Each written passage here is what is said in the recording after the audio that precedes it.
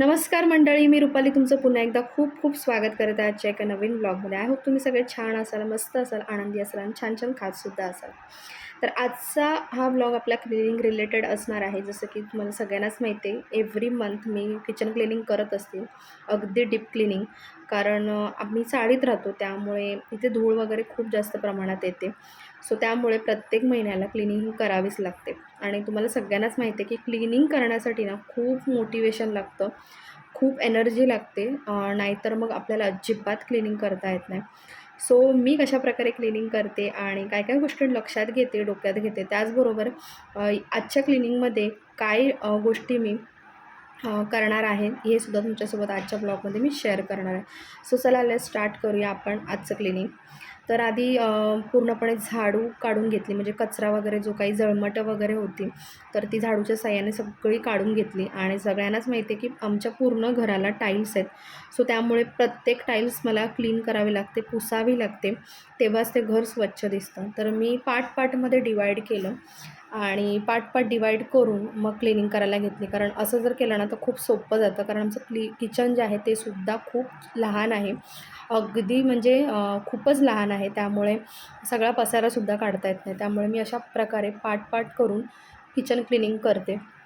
आणि हा जो तुम्ही ओव्हन बघताय, ग्रिल सँडविच ओव्हन जो असतो, तर खूप वर्षापासून आहे. याचा काही इतका फारसा उपयोग होत नाही. जर कन्व्हेन्शन मायक्रोवेव्ह असतं तर त्याचा फार उपयोग झाला असता, बट या ओव्हनचा इतका उपयोग होत नाही. सो त्यामुळे मी त्याला असं वरती ठेवलेलं आहे आणि कधीतरी त्याचा वापर करते.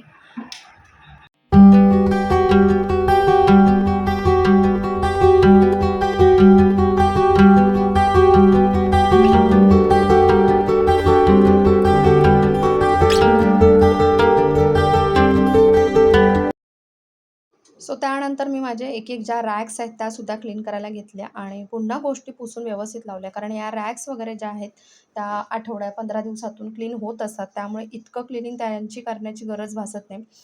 परंतु जिथे आपला हात पोहोचत नाही ना, तिथे रोज काही क्लिनिंग होत नाही, म्हणजे विकलीसुद्धा होत नाही. त्यामुळे खूप जास्त डीप क्लीन करावं लागतं.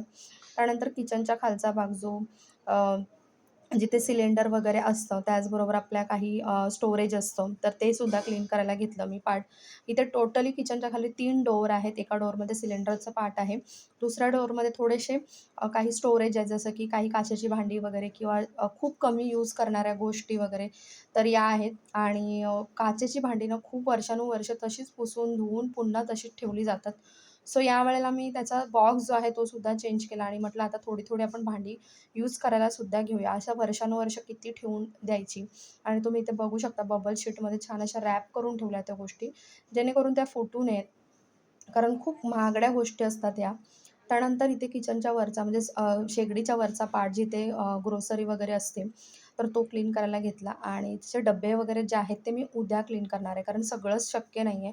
आणि मी नेहमी असंच करते की जर शक्य नसेल ना, तर दुसऱ्या दिवशी क्लीन करते अर्ध्या गोष्टी. कारण नेहमी आपण एकाच दिवशी सगळ्या गोष्टी क्लीन करायला घेतल्या तर खूप जास्त धावपळ होते, थकायला होतं आणि गोष्टी अर्ध्या अपुऱ्यासुद्धा राहतात आणि स्वच्छसुद्धा इतक्या होत नाहीत. सो त्यामुळे अशा केल्या. आणि मला हे किचन क्लीन करायला ना, तुम्ही बिलीव्ह करू शकत नाहीत की मला लिटरली ना 3 दिवस लागले. कारण मी ह्यावेळेला विचारच केला होता की खूप जास्त छान असं डीप क्लीनिंग करायचं आहे आणि त्याचबरोबर अजिबात थकायचं सुद्धा नाही. म्हणजे एकाच दिवशी जर आपण या सगळ्या गोष्टी करायला गेल्या ना, तर खूप थकायला होतं आणि काम करण्याचा उत्साह जो निघून जातो.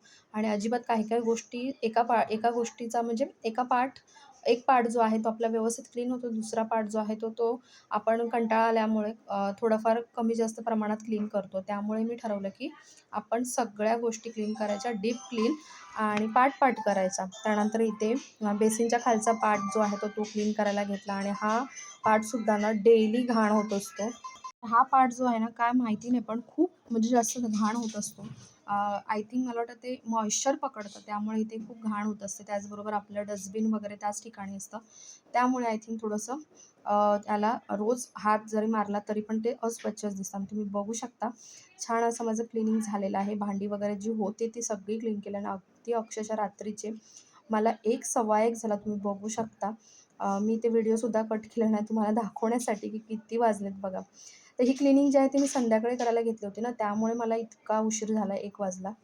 त्यानंतर लास्टचा आजचा पार्ट आहे जो मी पूर्णपणे भांडी वगैरे जी क्लीन करणार आहे. त्याचबरोबर जी मांडणी आहे भांड्यांची ती सुद्धा घासून घेणार आहे. भांडी स्वच्छ करून सुकायला ठेवणार आहे. त्यानंतर मांडणी वगैरे क्लीन करून घेणार आणि सगळी भांडी वगैरे व्यवस्थित लावून घेणार आहे.